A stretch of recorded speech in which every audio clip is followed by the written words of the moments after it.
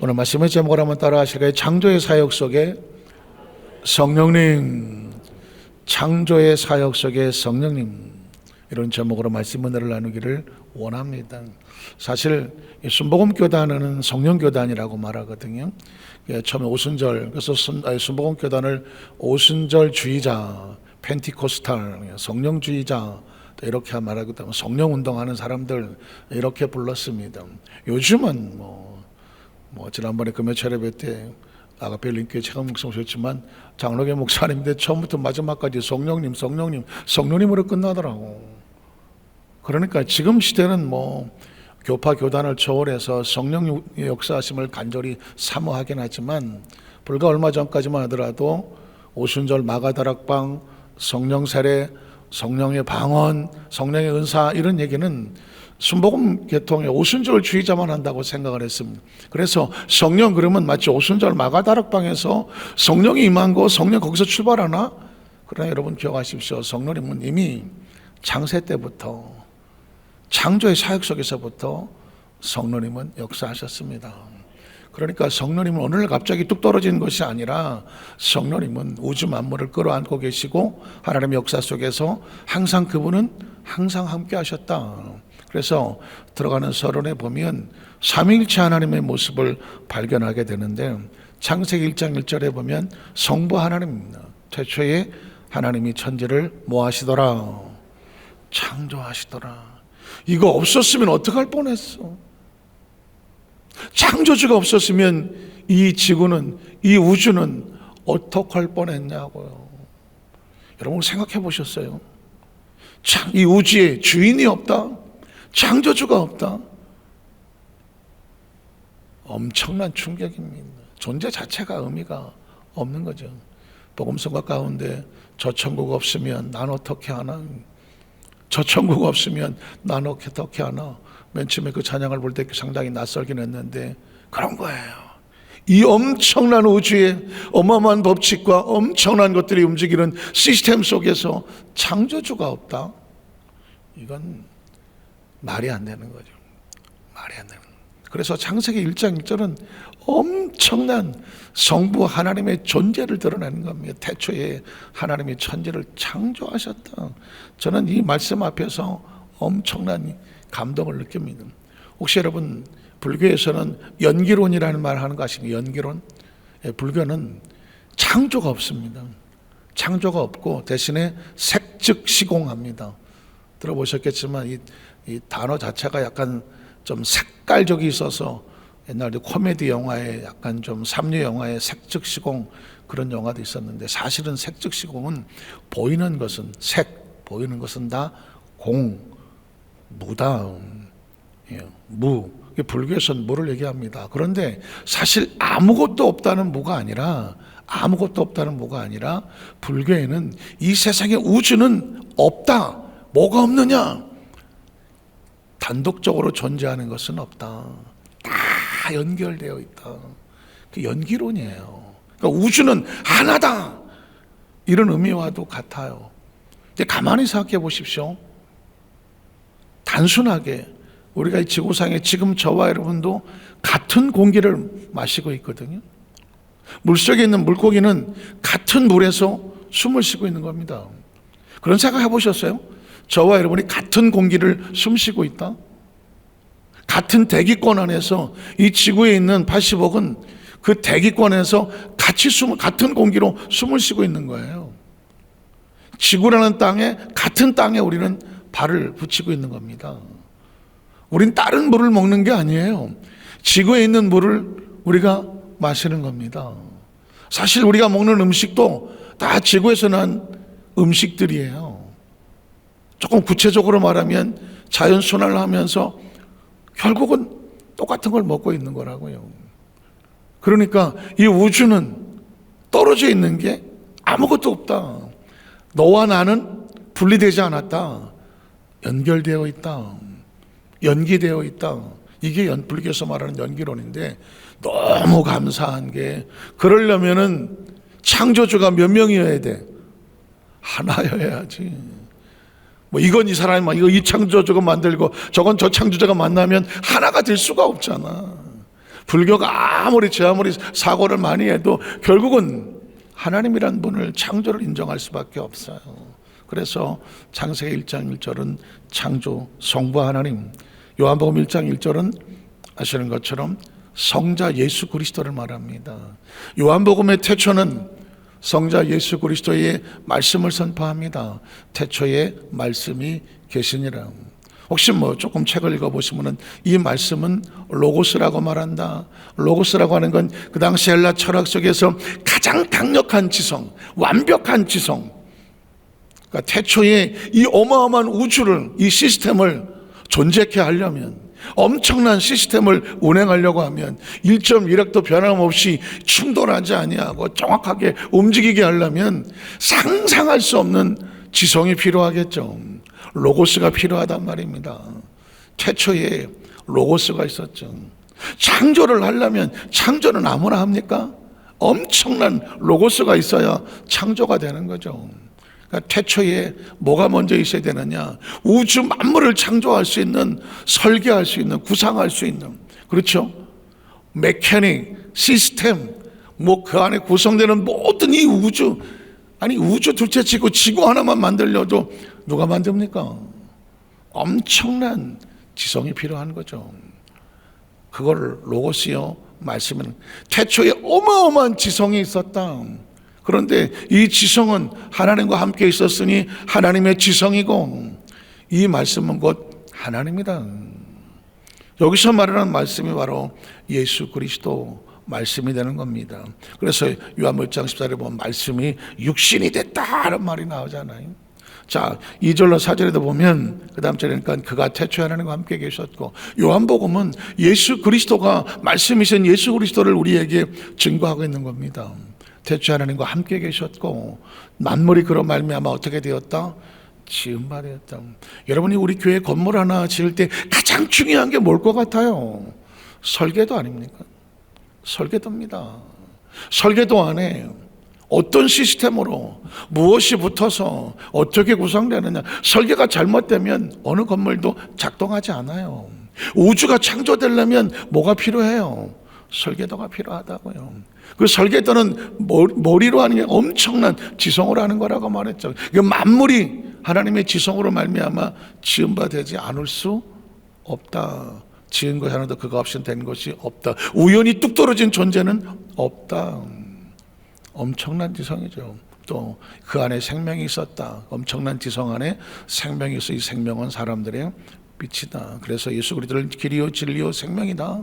나는 세상의 빛이다 라고 말하는 것은 이 삶 속에 우주를 끌어갈 수 있는 어떤 강력한 어떤 존재를 설명하려니 생명이라고 말하고 빛이라고 말하고 진리라고 말하는 겁니다. 성자 예수 그리스도는 요한복음 1장 1절에 태초에 말씀이 있었다.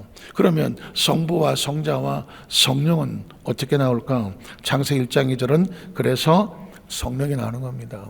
땅이 혼돈하고 공허하고 흑암이 깊음 위에 있다. 제가 수도 없이 얘기지만 이거를 우주적 혼돈이라고 그래서 카오스 또는 케이오스라고 말하지 않습니까? 완벽한 무질서예요. 세상에 완벽한 질서라는 단어는 몰라도 완벽한 무질서는 뭐예요? 아예 질서가 없는 완벽한 혼돈, 이걸 케이오스라고 말하고 카오스라고 말하는데, 이게 바로 창세기 1장 2절에 나오는 거예요. 이건 절대 원칙이 없다가 보니까 완벽한 무질서와 혼돈인데, 그 무질서와 혼돈을 끌어안고 있는 분이 누구다? 하나님의 영이라는 여기서 나옵니다. 창세기 1장 2절에 하나님의 영이라는 단어 나오는 게 이게 우연히 거기 나오는 게 아니에요. 성부 하나님, 성자 예수님, 성령 하나님. 그런데 이 성령 하나님이 어떻게 했다고요? 이 어마어마한 무질서를 수면 위에서 운행하시더라, 인큐베이터 하시더라는 겁니다. 이런 생각 해보셨어요? 지금 이 순간에도 엄청난 생명들이 태어나고 있잖아요. 이 엄청난 생명들이 이 지구상에 태어나고 있잖아요. 어디서 오는 거예요? 지금 이 순간에도 엄청난 생명들이 지구를 떠나고 있잖아요. 우리가 알던 모르던 느끼던 느끼지 못하던 이 지구는 생명으로 가득 차 있는 별인데, 유일한 별인데 아직까지는. 그런데 엄청난 생명은 어디서 오는 거예요? 엄청난 생명들은 또 어디로 가는 거냐고. 3차원에는 우리는 시간과 공간 안에 있기 때문에 보여야 있는가 보다 하고 안 보이면 없는가 보다 하고 들려야 있는가 보다 하고 안 들리면 없는가 보다 하고 만져져야 있는가 보다 하고 만져지지 않으면 없는가 보다 하고 그게 3차원적인 존재잖아요. 그런데 보이지 않는 그러면서도 존재하는 이 4차원의 세계를 성경은 도대체 어떻게 컨트롤하냐고. 그래서 성경은 하나님의 영이 수면 위에 운행하시는데 마치 어머니의 자궁이 태아를 안고 있는 것처럼 온 우주를 끌어안고 있는 하나님의 영적인 질서, 법칙, 운행, 시스템, 컨트롤, 매니지먼트 모든 역사하는 것은 바로 성령입니다. 그러니까 오늘 첫 시간에는 기억하실 것은 이 성령님은 오해하기 쉬운 거는 뭐냐면 구약 성경에 보면 하나님의 사역을 위해서 쓰임받는 영의 모습으로 나오고 신약 성경에 보면 보혜사 성령으로 나오고 교회 시대에 보면 마치 성령 운동하는 강력한 은사나 열매나 파워의 모습으로 나오지만 구약 창세기에 등장하는 성령님은 가장 강력한 하나님의 생명의 법이요 질서요 운행이요 그리고 공급이요 존재케 하신 분이 누구다? 하나님의 성령. 이걸 머릿속에 두어야 첫 번째 들어간 것은 뭐냐면 그래서 창조주 삼위일체 하나님과 에덴이라는 것이 오다가다 걸리는 것이 아니라 존재하는구나. 창세기 1장 읽어 내려가겠습니다. 태초 하나님의 천지를 창조하시니라. 자, 땅이 혼돈하고 공허하며 감이 깊음 위에 있고 하나님의 영은 수면 위에 운행하시더라. 자, 이 영과 교통하기 위해서 창세기 2장 7절에 보면 인간은 영으로 지어질 수밖에 없다. 왜 이 장면이 중요한가? 하나님이 땅에 흙으로 사람을 지으셔서 육체를 만드셨는데 모든 동물과 식물과 같이 생기를 그 코에 불어넣으신 사람이 비로소 뭐가 되더라? 영이 되더라. 믿으십니까? 하나님의 영과 교통을 하려면 우리가 영적인 존재가 돼야 돼. 예수를 믿고 나서 가장 큰 깨달음의 감사의 축복은 뭐냐면 우리가 육신으로 끝나지 아니하고 영적인 존재라는 거죠. 내 안에 영이 있다는 영이 있다고. 이 천하보다 소중하고 귀하고 영이 있어야 3차원의 육을 가지만 4차원의 하나님 말씀을 깨닫고 하나님을 인식을 하고 하나님의 영과 교통을 하고. 육으로 사는 사람은 기도를 왜 하는지 모르죠. 육으로 사는 사람은 왜 찬양하는지를 몰라. 육으로 사는 사람은 왜 예배하는지를 모른다고. 우리 영이 예수를 구주로 믿을 말미암아 우리 영이 살아나면서 영적인 존재가 되어지는 거잖아요. 여러분, 저는 이 수도 없이 읽어도 성경에 가장 소중한 단어 중에 하나가 태초의 하나님, 창세기 1장에 하나님의 영이 운행. 그게 내가 영이 아니면 나하고 무슨 상관이 있어? 하나님 우리가 영으로 존재하니까 이 놀라운 성경 속의 비밀들을 깨달을 수 있는 것은 우리가 영적인 존재라는 것이고 그 영은 우주 가운데 떠도는 그냥 무슨 연기 같은 존재가 아니라 8절로 9절에 보면 하나님이 함께하고 싶어하는 야훼 하나님의 동방에 드는 동산을 창설하시고 그 지으신 사람을 거기 두셨어. 어떻게 뭐 하려고? 함께 하시려고. 함께. 9절에 보면 그래서 하나님이 그 땅에 보기 아름답고 먹기 좋은 나무가 누구를 위해서? 아담과 하와를 위해서. 동산 가운데 생명나무와 선한 나무 누구를 위해서? 아담과 하와 하나님 백성들을 위해서요. 그래서 에덴이라고 하는 것은 뚝 떨어진 존재가 아니라 하나님과 가장 완벽한 만남, 완벽한 교통, 교제, 기쁨과 생명이 차고 넘치는 것이 바로 에덴이란 말이에요. 그래서 제가 수도 없이 에덴을 얘기할 때 이 에덴은 우리 마음속에 있어야 돼. 저와 여러분의 신앙생활 하면서 예수 믿는 성도에게 가장 완벽한 축복은 뭐냐면 내 안에 에덴을 회복하는 겁니다. 에덴의 영성을 회복하는 거라고. 이 에덴의 영성을 회복하기 위해서 예수님이 이 땅에 오시는 거예요. 제가 만약에 이제 성탄절 때 혹시 설교를 하다가 예수님은 이 땅에 에덴을 만들어 오셨다, 회복시키러 오셨다고 설교를 하거든 난생 처음 듣는 것처럼 아멘 하셔야 됩니다. 진짜. 제가 이제 23일 날 상록 경찰서에 가서 경찰관들하고 또 상록 경목위원들 뭐 한 150명 정도 온다고 하는데 거기서 제가 이제 경목위원장이라고 설교를 할 때 설교 제목은 딴 거 없어요. 에덴을 회복시키러 오신 예수 그리스도. 그들의 마음속에 에덴이 뭔지를 기억하게 하고 잃어버린 에덴을 어떻게 회복하느냐 예수로 말미암아 회복한다. 경찰관들도 제복을 입고 다니면서 일을 하지만 그 마음속에 예수 그리스도가 들어가야 될 영혼들 아니겠어요?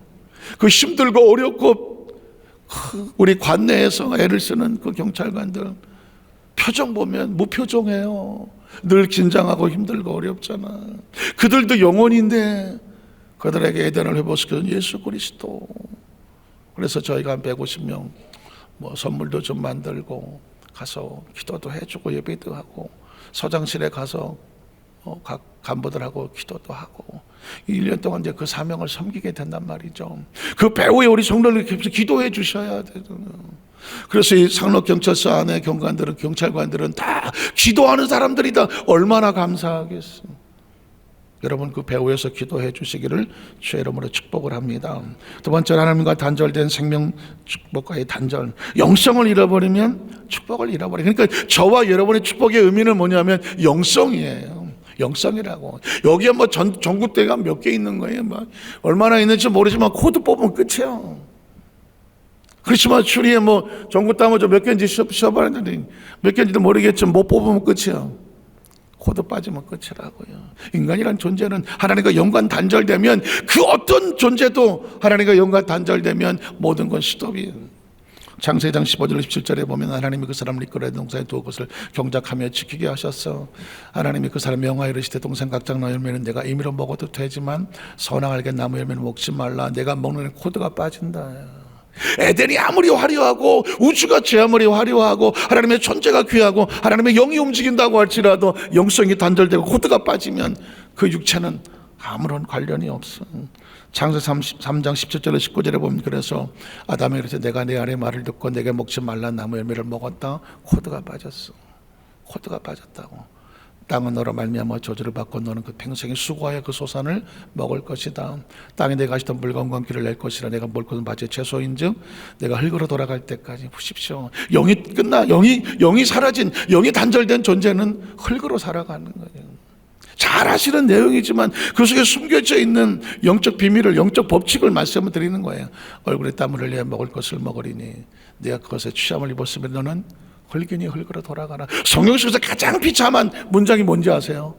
너는 영이 떠난 흙이니 흙으로 가라. 영이 떠난 흙이니 흙으로 가라. 처참한 겁니다. 여러분 나중에 창세기 6장에 보면 노아 시대에 하나님의 영이 전달된 세대를 향하여 하나님이 가슴을 치면서 뭐라고 말해요? 한탄하고. 내가 이 사람들을 지은 걸 한탄한다. 왜? 영이 떠나면, 코드가 빠지면 하나님과 공급이 단절되는 걸.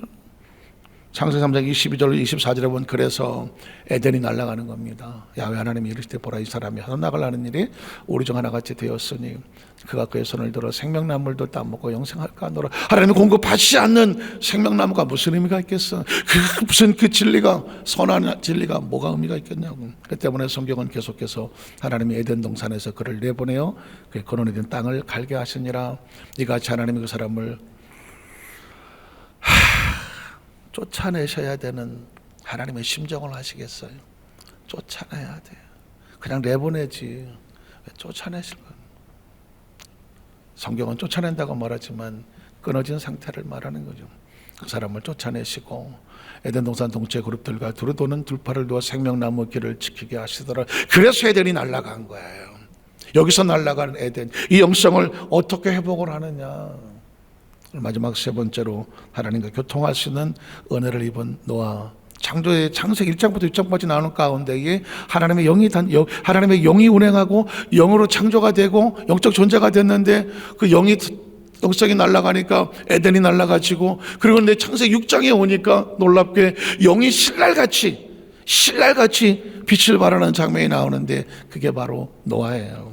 8절에 보니까 그러나 노아는 야훼께 뭘 입었더라? 은혜는 추상적인 단어거든. 무슨 은혜를 입었을까? 제가 볼 때는 영성밖에 없어요. 하나님의 영으로 운행하시는데, 인간은 영적인 존재인데 아담과 하가 하나님 앞에 범죄함으로 말미암아 영이 죽고 나니까 흙으로 날아갔는데, 흙은 하나님과 교통할 수 없으니 은혜를 입는다면 뭐가 있어야 돼? 영이 회복이 돼야죠. 하나님과 교통하려면 코드가 신랄같이라도 꽂혀 있어야지. 그 하나님과 교통하는 것을 바로 영성이라고 말하는데, 노아는 하나님께 은혜를 입었어. 그 많은 죽어있는 육체들 가운데에 하나님의 영이 그 속에서 운행을 했어요. 그래서 9절에 보면 이것이 노아의 족본이라. 노아는 의인이다. 당대의 완전한 자다. 하나님과 동행했다. 의인도 완전한 자도 눈에 안 들어와 나는. 그런데 하나가 들어와. 하나님과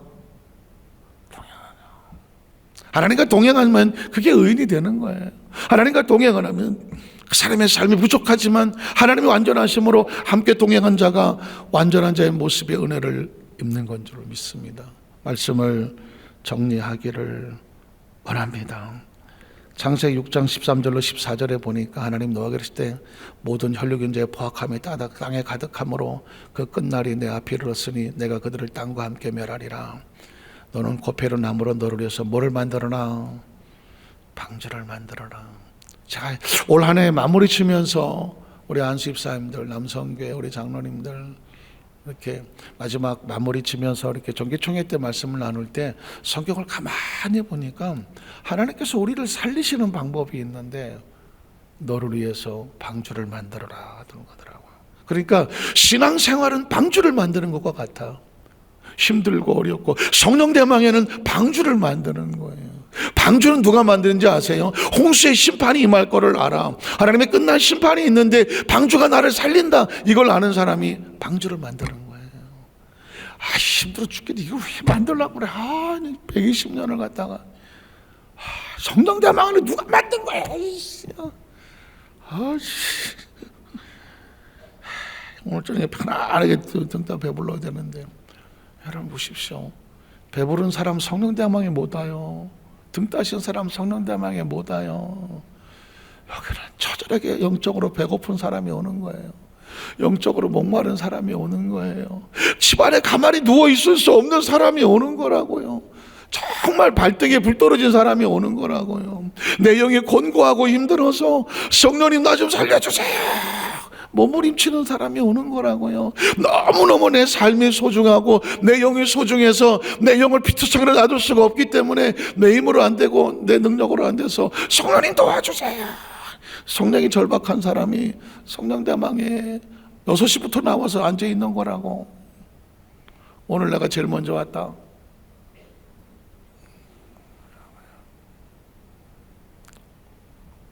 자, 어느 날 저와 여러분의 인생의 마무리 짓고 뒤돌아보면 남은 게 뭐가 있는지 아세요?